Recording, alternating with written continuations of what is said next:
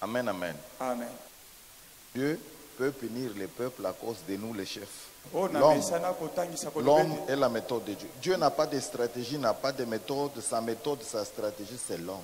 Si l'homme est instruit dans les voies de Dieu, de façon qu'il soit capable de collaborer avec Dieu, il devient une bénédiction pour tout le monde. Si l'homme est capable de synchroniser ses mouvements avec ceux de Dieu, c'est fini, il devient une bénédiction. Moi, j'avais été photographe dans ma vie. Nous mettions un flasheur extérieur sur l'appareil. Et cet appareil, lorsque vous tirez une photo, l'obturateur doit s'ouvrir dans la lentille et refermer une quantité de l'image qui entre. Elle vient se fixer sur les films, sur la pellicule. Mais ces mouvements-là doivent se faire au même moment que le mouvement du flasheur. Si le flash donne avant sa lumière, l'obturateur s'ouvre et se referme en retard, la photo ne sera pas correcte. C'est ce qu'on appelle la synchronisation. Et la vitesse de l'obturateur et la vitesse du flasheur doivent passer au même moment. L'homme est un outil entre les mains de Dieu. Il faut qu'il y ait une synchronisation entre la pensée de Dieu et la pensée de l'homme. Entre le mouvement de Dieu et le mouvement de l'homme. Quand Dieu est devant, vous ne devez pas vous reculer. Ils vont aller ensemble. Les gens me posent toujours la question, pourquoi est-ce que Pierre regardait le boiteux là qui était à la belle porte? Et pendant ce temps-là, il y avait quelque chose qui s'est passé dans le monde spirituel. Pierre regardait le boiteux, il regardait les malades. Son cœur était avec Dieu. Il posait sûrement la question de savoir, est-ce que c'est le moment de Dieu? Dieu veut faire quelque chose ici. Quand il a été sûr que c'était le temps de Dieu, que Dieu voulait faire quelque chose, il lui dit, lève-toi, marche. Il se leva et il marche. Si Dieu n'avait pas agréé ce miracle, cette parole ne venait pas de la conviction du Saint-Esprit, ça aurait été une parole vaine. Il y a eu la synchronisation. Amen. Entre le ciel et l'homme de Dieu. Alléluia. Amen. Amen, amen. Amen. Mes chers amis, nous sommes des bénédictions. Yes. Pour nos familles, nous sommes nos bénédictions. Amen, amen, amen. Amen. Dieu, c'est un Dieu de miracles. Dieu, c'est un Dieu qui ne se passera jamais de l'homme. Jamais. Le ministère des anges est révolu. Maintenant, c'est notre temps. C'est le temps de l'homme. Amen. C'est nous qui devons nous occuper de nous-mêmes et de Dieu. Amen. Occupons-nous de nous-mêmes, de nos faiblesses. On est sur l'autel de Dieu. Cherchons sa face afin que notre communion avec lui soit croissante au jour le jour. À ce moment-là, Dieu dira une chose du haut des cieux et notre esprit entendra. Et nous agirons selon ce que Dieu nous dit. La puissance et la force de Moïse, c'était Dieu.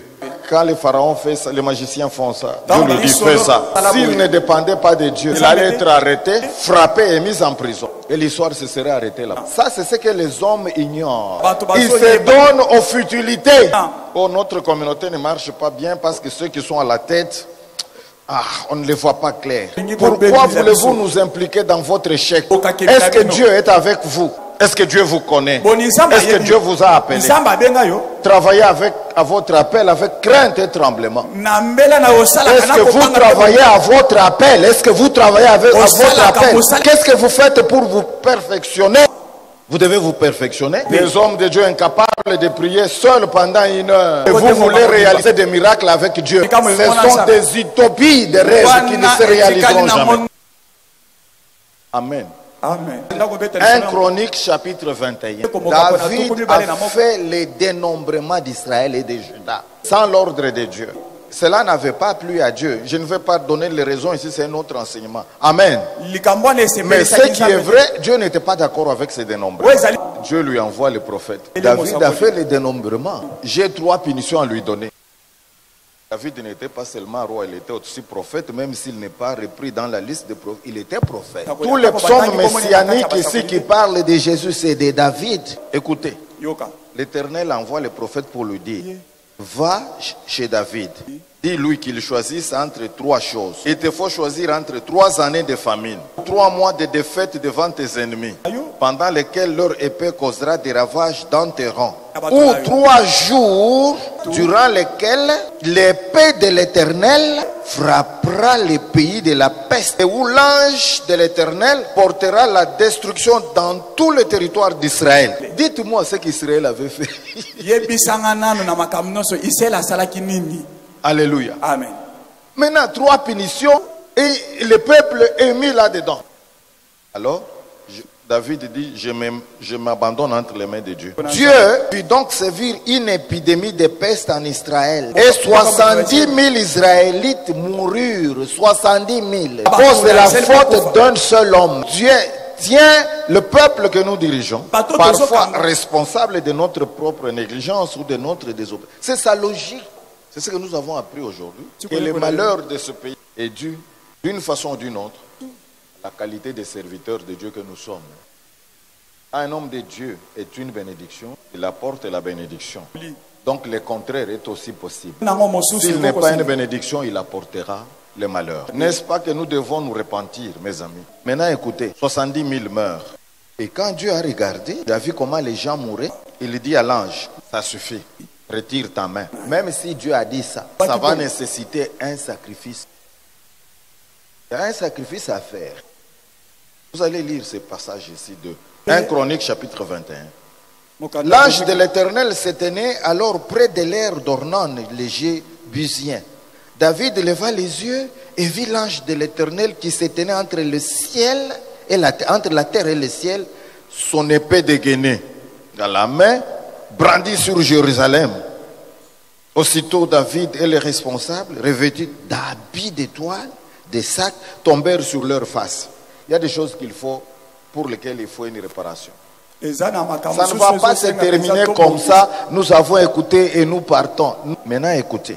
David pria à Dieu en disant, c'est moi qui ai ordonné le recensement du peuple. C'est moi seul qui ai péché. C'est moi qui ai commis une faute très grave. Mais ces pauvres troupeaux, qu'a-t-il fait de mal? Mais les troupeaux subissent les conséquences. Amen, amen, amen. Amen. Mais ces pauvres troupeaux, qu'a-t-il fait de mal? Éternel, mon Dieu, frappe-moi donc, plutôt ainsi que ma famille, mais que ces fléaux ne s'abattent pas sur ton peuple. Nous pouvons être des porte-malheur pour beaucoup de gens.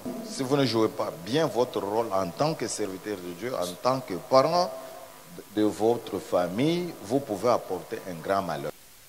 Nous devons demander à Dieu de nous donner des hommes dont tous les niveaux dans notre église, au niveau de l'église locale, la section, de la station, du district et même de la communauté. Lorsque nous avons des hommes dont le peuple en sera béni. Alléluia. Amen. Ça ne sert à rien de nous envier les uns les autres. Demandez-vous si vous êtes un pasteur don. Il y a des pasteurs qui ne veulent jamais écouter des reproches. Je crois que même ici à Kinshasa, il y en a. Quand on les invite à la section, ils ne veulent pas aller. Non, sectionnaire, d'ailleurs, il n'a pas été consacré. Allons à la station. Oh, vous savez, à la station, là, nous, on passe une seule fois par an. Il y a des gens comme ça. Et quand il y a des ordres qui viennent de la représentation, le gars, non, il ne nous aide pas, il nous envoie quoi? Si vous êtes incapable, abandonnez. Si vous n'avez pas l'appel, allez créer un parti politique, allez sur la route du Bas-Congo, faites le champ. L'église, c'est la qualité. L'obéissance vaut mieux que les sacrifices. Si vous n'écoutez pas vos propres pasteurs et que vous ne m'écoutez pas moi-même, vous voulez écouter qui? Vous êtes les enfants de qui finalement? Vous servez qui finalement? Maintenant que nous enseignons, il y en a qui sont là, d'autres ne sont pas là. Ils vont revenir après pour ressusciter les problèmes qui ont trouvé solution ici. Alors que ça a déjà été résolu. Le feu ne retourne jamais là où il est passé. Que nous avons enseigné ici, nous ne viendrons pas l'enseigner l'année prochaine. Nous enseignerons autre chose. Que Dieu vous fasse grâce. Amen. Faites attention avec Dieu. Dieu, c'est un feu qui brille. Vous lui devez du respect. Amen. Et beaucoup de crainte. Oui. Amen. Consacrez-vous, consacrez-vous, consacrez-vous. Que Dieu vous bénisse. Seigneur Dieu, nous te disons merci pour cet enseignement.